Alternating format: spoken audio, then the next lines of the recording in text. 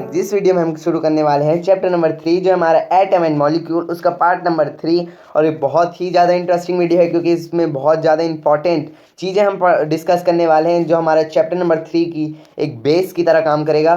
तो हम atomic mass पढ़ेंगे और व्हाट इज़ मॉलिक्यूल, और इससे भी बहुत सारे जिसे हम पढ़ेंगे what is anion, ion, cation, ये सब हम पढ़ने वाले हैं। ये सारे पॉइंट्स एनसीईआरटी बुक से लिए गए हैं। ये है क्लास 9 का चैप्टर नंबर 3 जो हमारा आने वाला है टर्म 2 में। तो चैप्टर नंबर 4 की प्लेलिस्ट आपको अगर पढ़नी है तो वो आपको नीचे डिस्क्रिप्शन में मिल जाएगा। चैप्टर 8 का भी आपको लिंक डिस्क्रिप्शन में मिलेगा और सारे सब्जेक्ट का सिलेबस आपको उसका भी लिंक डिस्क्रिप्शन में मिल जाएगा। तो आज की वीडियो शुरू करते हैं। तो पहले हम देखते हैं ओवरव्यू ऑफ दिस वीडियो। तो इसमें देखो हम बहुत सारी चीज़ें पढ़ने वाले हैं।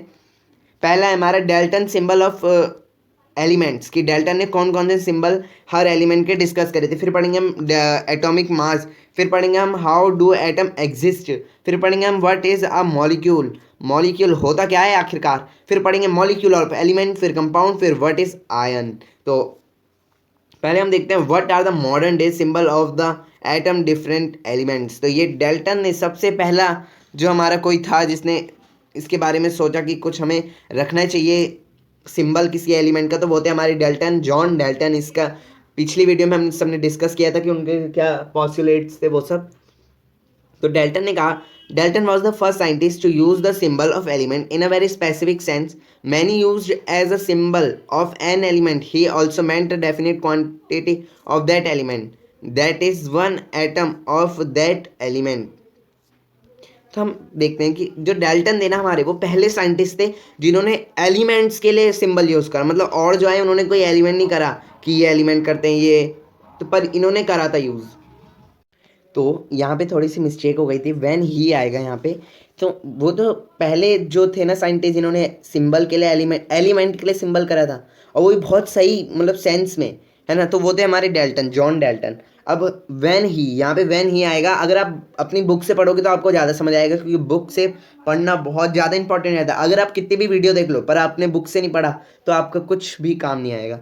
When he used as a symbol for an element, he also meant a definite quantity of that element that is one atom of that element.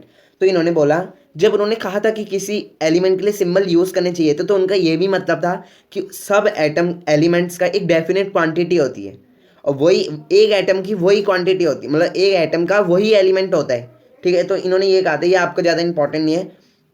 तो ये थे उन्होंने जो मतलब हाइड्रोजन के लिए उन्होंने ये वाला सिंबल यूज़ किया, कार्बन के लिए ये, ऑक्सीजन के लिए ये, आयरन के लिए आई अंदर, सल्फर के लिए ऐसे प्लस, कैनेडा जैसा, phosphorus, copper, gold, platinum, lead, silver, mercury. तो ये आपकी सेम बुक में दिया है, पेज नंबर 33 पे देखोगे आप। अब आप आ जाओ पेज नंबर 34 के पहले पैराग्राफ पे।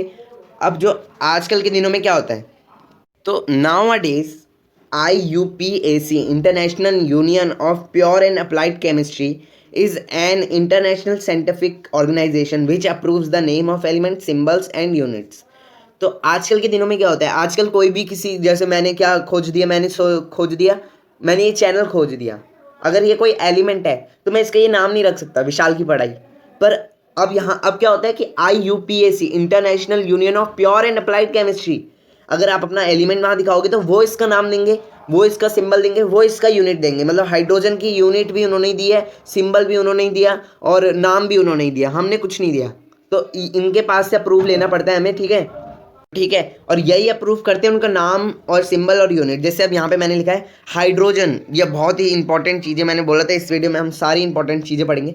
अब हाइड्रोजन का अगर आप H लिखते हो तब वो सही रहता है, कैपिटल H, पर अगर आप छोटा H लिखते हो ना तो ये गलत हो जाएगा। वैसे कोबाल्ट एक एलिमेंट है, उसको आप CO लिखोगे, मतलब C बड़ा और O छोटा, तो ये सही है। पर अगर आप दोनों ही बड़े लिख दोगे, C बड़ा और O भी बड़ा, तो ये गलत हो जाएगा। ना आप C छोटा लिखोगे ना O बड़ा, ऐसे भी नहीं। जैसे पहला लेटर बड़ा होना चाहिए, अगर दो लेटर का सिंबल है तो आपको पहला लेटर बड़ा रखना पड़ेगा और सेकेंड लेटर जो है वो छोटा रखना पड़ेगा। तो ये नाम याद कर लेना कि कौन अब अप्लाइड करता है केमिस्ट्री का नाम, मतलब वो सब। अब ये आपकी पेज नंबर 33 नहीं 34 पे ही दिया है, वो भी आप देख लेना, ये पढ़ने के लिए बहुत बढ़िया है। मतलब पढ़ने के लिए याद करने पड़ेंगे। देखो सॉरी, जैसे एल्यूमिनियम का सिंबल होता है AR, आर्गन का बेरियम, बोरोन, बोरोमाइन, और कैल्शियम, कार्बन, क्लोरीन, कोबाल्ट, इन सबको याद कर लेना। इनके मतलब ये तो याद सही रहते हैं, क्योंकि फिर आपको जब अब हम आगे पहुंचेंगे तो ये केमिकल फॉर्मूला लिखने को आएगा, तो इसमें बहुत ज़रूरी होता है। तो ये पक्का से आप याद कर लेना, ये आपका होमवर्क है, homework to learn this 3.1 table symbols for some element. तो ये याद करना है आपको। अब देखते हैं व्हाट इज एटॉमिक मास। अगर कोई बच्चा चैप्टर नंबर 4 पढ़ के ये आया है तो उसे पता होगा एटॉमिक मास क्या होता है। एटॉमिक मास किसी भी चीज़ का कहाँ पे होता है, सेंटर में, और सेंटर में एटम का क्या होता है, न्यूक्लियस, न्यूक्लियस। तो आप प्लीज़ चैप्टर 4 पढ़ के आओ, मैं तो बोल रहा हूँ please. It despite how many times of atom of an element is heavier than 1/12 of the mass of one atom of carbon, 12 of mass of one carbon atom and mass of atom is on the nucleus। तो ये क्या कह रहे हैं, despite का मतलब होता है रेफर। ये रेफर करता है कि एक एटम कितना भारी है, 1/12, 1/12 मतलब 1/12। यहाँ पे मैं वाइट ले लूँगा, ब्लू ही सही है। 1/12 के कितने ज़्यादा बार होता है, जैसे अगर 1/12 का बराबर होता है तो उसका वजन उसके हिसाब से होगा, अगर 1/12 का 2 बार हो रहा है तो उसका वजन उसके हिसाब से होगा। और जो 12 होता है वो किसका एटॉमिक मास होता है, कार्बन का एटॉमिक मास होता है। तो हम कार्बन को एक तरीके से बीच बिचौला लेके चलते हैं कि इसके अगर इसके इधर होगा तो ज़्यादा, इसके पीछे होगा तो कम, है ना। और सारा जो भी एटम का मास होता है वो उसके न्यूक्लियस में होता है। न्यूक्लियस में क्या होता है, प्रोटॉन और न्यूट्रॉन, न्यूट्रॉन और प्रोटॉन का मास हमारा पूरे एटम का मास होता है। तो अब ये वाली टेबल आपकी दी है हमारे पेज नंबर 33 में ही दिया है, नहीं 35 में दी है। तो ये भी याद कर लेना कि हाइड्रोजन का एटॉमिक मास 1 होता है, कार्बन का 12, नाइट्रोजन का 14, ऑक्सीजन का 16, सोडियम का 23, ये सब याद कर लेना। ये भी बहुत इंपॉर्टेंट चीज़ें हैं। और पिछले वीडियो में हमने पढ़ा था कि क्लोरीन का 35.5 कैसे होता है मास, तो वो वीडियो भी ज़रूर देख लेना। और आपको दोनों पार्ट के लिंक डिस्क्रिप्शन में मिल जाएंगे, तो उसको भी ज़रूर देख लेना, ठीक है। ये चैप्टर पार्ट 3 है। क्योंकि अब पढ़ते हैं हम कि एटम इस दुनिया में एग्जिस्ट कैसे करते हैं। Atom of most element are not able to exist independently. Atom for molecule and ion, this molecule और ion aggregated in a large number of to form the matter that we can see, feel and touch. तो ये कह रहे हैं जो atom है ना वो कभी भी इंडिपेंडेंटली नहीं मिलेगा, मतलब अकेला नहीं मिलेगा। जैसे ये एटम है तो ये ऐसे नहीं मिलेगा, इसके साथ 2-4 लोग और होंगे, 2-4 एटम और होंगे। तो और जो हमारे क्या होते हैं, मॉलिक्यूल होते हैं या आयन होते हैं। मॉलिक्यूल भी पढ़ेंगे इस वीडियो में, आयन भी पढ़ेंगे। दिस मॉलिक्यूल और ion aggregated in a large number to form matter. और ये जो मॉलिक्यूल और आयन होते हैं ये बहुत ज़्यादा नंबर के, मतलब ज़्यादा मात्रा में पाए जाते हैं, जो हमारे क्या बनाते हैं, मैटर बनाते हैं, जिन्हें हम छू सकते हैं, देख सकते हैं और टच कर सकते हैं। वही है। मतलब एटम हमारा कभी भी खाली नहीं मिलेगा, मतलब अकेले नहीं मिलेगा, सबके बहुत लोगों के साथ मिलेगा। अब देखते हैं हमारा व्हाट इज़ अ मॉलिक्यूल। ये है हमारा बहुत ही इंपॉर्टेंट चीज़, तो देख लेते हैं। ये भी हमारी तुच्छी सी चीज़ है पर यह है इंपॉर्टेंट। तो पेज नंबर 35 पे देखेंगे 3.3 व्हाट इज़ अ मॉलिक्यूल। तो ये वहाँ से दिख जाएगा आपको। A molecule is the smallest thing a substance can be divided into while remaining the same substance. This is made up of 2 or more atoms that can be bound together by a chemical bonding.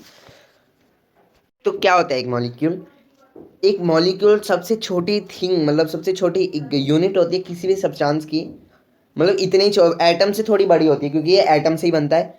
तो divide तो हो सकता है, पर जिस चीज़ में तुमने divide करा होगा ना वही चीज़ आ जाएगी, सेम सब्सटेंस आएगा जिसमें तुमने डिवाइड करा था। It is made up of 2 और मोर एटम। और ये 2 या 2 से ज़्यादा एटम से बनता है, जो केमिकली बाउंड होके, मतलब केमिकल से बाउंड होते हैं तब, मतलब 2 या 2 से ज़्यादा जब एटम बाउंड होते हैं ना, मतलब जुड़ते हैं, तब एक मॉलिक्यूल बनता है, ठीक है। अब हम पढ़ते हैं मॉलिक्यूल। ये आपका पेज नंबर 36 पे है टॉपिक। तो आप ये ना देखो, जैसे ये पॉइंट है यहाँ पे, ठीक है, ये जो पॉइंट है यहाँ पे, इन्हें आप अपनी बुक में ढूंढो, आपको जरूर मिलेंगे। अब यही पॉइंट आप मार्क कर लो अपनी बुक में, जैसे मैंने यहाँ पे पढ़ा है। सब जगह जो भी है ये आपकी बुक से ही लिया गया है, कोई दूसरा जोड़ा नहीं गया है। आई होप आपको पता चल गया होगा। अब देखो आप ढूंढोगे तो आपको ये पहली लाइन में, फिर चौथी 5वीं लाइन में, ये लास्ट पैराग्राफ में मिल जाएगा। तो ठीक है, आप ढूंढो, अपनी बुक में मार्क करो, टेस्ट के टाइम पे पढ़ो उसे, तो आपको पक्का याद होगा, ठीक है। The molecule of an element are, मतलब ये अब है हमारा दूसरा topic, molecule of element constituted by the same type of atom. The molecule of an atom element are constituted by the same type of atom. तो ये पहला point क्या कह रहा है कि कोई भी मॉलिक्यूल अपने, मतलब कोई एलिमेंट है, अगर वो कितनी बार, जैसे मैंने यहाँ पे एग्जांपल लिखा है, जो O2 है, अगर वो 2 बार मिलता है, जैसे O और 2 मतलब O, 2 बार हुआ है तो ये भी एक एलिमेंट तो है, पर इसकी जो एटॉमिसिटी है ना वो डाई एटॉमिक मॉलिक्यूल बन जाएगा, जो हमारा होता है एक अलग अलग तरीका का। क्या मतलब, वही तरीके का होता है, बस इसमें 2 तरीके के सेम एलिमेंट एटम जुड़ जाते हैं और ये क्या बना देते हैं, एक मॉलिक्यूल बना देते हैं। तो ये टॉपिक का यही बताना है कि कोई भी अगर सेम टाइप का एटम अगर जुड़ता है तो उसको क्या कहते हैं, मॉलिक्यूल ऑफ एन एलिमेंट, किसी एलिमेंट का ही मॉलिक्यूल। मतलब अब जैसे मैंने अगर मैंने ऑक्सीजन का मॉलिक्यूल बनाना है तो मेरे को 2 बार ऑक्सीजन लेना पड़ेगा, तो सेम एटम का मॉलिक्यूल बन जाएगा। और इसमें मैंने देखो O2 का एग्जांपल लिया है। अब ये इसमें मैंने सही से लिखा है, जैसे द नंबर ऑफ एटम, जो कितने नंबर ऑफ एटम हो सकते हैं जो जुड़ के एक एलिमेंट मतलब मॉलिक्यूल बना दे, उसको हम क्या कहते हैं, एटॉमिसिटी। अब देखो आपकी एक टेबल दी है 3.3, ये आपकी पेज नंबर 36 पे है। तो जैसे आर्गन जो है मोनो एटॉमिक होता है, मोनो एटॉमिक मतलब ये एक से ज़्यादा बार नहीं हो सकता। हीलियम होता है दो, एक बार। Oxygen diatomic, hydrogen diatomic, diatomic, diatomic, tetratomic, polyatomic. तो ये हम अगली वीडियो में ज़्यादा अच्छी तरह समझेंगे, ठीक है। तो अब देखते हैं यहाँ पे क्या लिखा है। अब यहाँ पे आ गए एक और खतरनाक टॉपिक जो है हमारा molecule of compound. Atom of different element joint together in definite proportion to form molecule of compound. एक एटम में डिफरेंट एलिमेंट है बिल्कुल, हैं, और वो साथ क्या हो रहे हैं, जुड़ रहे हैं, पर प्रोपोर्शन उनका डेफिनेट है, मतलब निश्चित प्रोपोर्शन से, और वो एक क्या बना रहे हैं, मॉलिक्यूल ऑफ कंपाउंड। तो ये क्या कह रहे हैं, जैसे अब यहाँ पे हम H2O लेते हैं। H2O क्या होता है आप सभी को पता होगा, देखो उसी कलर से मैंने लिखा है। H2O होता है हमारा वाटर। अब इसमें कौन कौन से एलिमेंट जुड़े हैं, देखो इसमें 2 हाइड्रोजन जुड़े हैं और एक ऑक्सीजन जुड़ा है। तो ये हमारा मिलके क्या बना रहे हैं, मॉलिक्यूल ऑफ कंपाउंड। तो अब देखो ये हमारी 3 पॉइंट टेबल है आपकी स्क्रीन पे, ये रहा। तो वाटर हमारा H2O होता है, हाइड्रोजन में इसका 1 होता है और ऑक्सीजन हमारा 8 होता है। अमोनियम, अमोनियम नाइट्रोजन और हाइड्रोजन। कार्बन डाइऑक्साइड, कार्बन और ऑक्सीजन। तो इसी तरीके से ये हमारा क्या बनता है, मॉलिक्यूल ऑफ कंपाउंड। अब ये हमारा लास्ट टॉपिक है इस वीडियो का, तो हम इसे अच्छी तरह पढ़ेंगे क्योंकि ये बहुत इंपॉर्टेंट चीज़ है। तो यहाँ पे है what is an anion, an ion compound. रुको मैं कलर चेंज कर लूँ, तो यहाँ पे ब्लू नहीं रेड रखते। Molecule of compound compose of element metal and non metal contain charged species. तो यहाँ पे जैसे हमने समझा था वैलेंसी पढ़ी थी हमने। अब उसमें जब हाइड्रोजन जैसे हमारा एक दे भी सकता है ले भी सकता है, तो उसमें माइनस या प्लस का चार्ज लगता है ना, वही चार्ज हमारा आयन होता है। अब ये दोनों जब नेगेटिव और पॉजिटिव चार्ज मिलते हैं तो ये आयन बनाते हैं। अब यहाँ पे देखो, अगर किसी जो एटम है उसके ऊपर नेगेटिव चार्ज लगा है तो वो हमारा अनायन कहलाएगा। क्या कहलाएगा, अनायन। ये बहुत ही ज़्यादा अच्छी चीज़ समझने वाली है, वो हमारा अनायन कहलाएगा। और किसी भी एटम के ऊपर अगर पॉजिटिव चार्ज है तो हमारा कटायन कहलाएगा, ठीक है। ये आई होप आपको समझ आया होगा, नेगेटिव हो तो अनायन, पॉजिटिव हो तो कटायन, ठीक है। ये वाला देखो हमारा एक और टेबल दिया आपके पेज नंबर 37 में, इसको पढ़ लेना आपको। तो आज की वीडियो के लिए इतना ही। अगर आपको ये वीडियो अच्छी लगी हो तो लाइक करना, और अगर बहुत ही ज़्यादा अच्छी लगी हो तो शेयर करना, और अगर आगे पार्ट पढ़ना हो तो सब्सक्राइब करना, क्योंकि हम अभी शुरू कर रहे हैं, मतलब शुरू क्या, 2 चैप्टर, दूसरा चैप्टर है हमारा टर्म 2 का साइंस का। और इसके लास्ट में, मतलब हम इसके लास्ट में क्या पढ़ेंगे, MCQ सीरीज़। अगर आपको चैप्टर नंबर 4 पढ़ना है तो उसकी लिंक आपको डिस्क्रिप्शन में मिलेगी, और उसका हमने MCQs भी सॉल्व कर रखे हैं। तो आज की वीडियो के लिए इतना ही। अगली वीडियो में हम करेंगे केमिकल फार्मूलाज, जो हमारा बहुत ही ज़्यादा इंपॉर्टेंट फार्मूला बोल रहा हूँ, टॉपिक फार्मूले, केमिकल फार्मूले हम कैसे बनाते हैं वो करेंगे।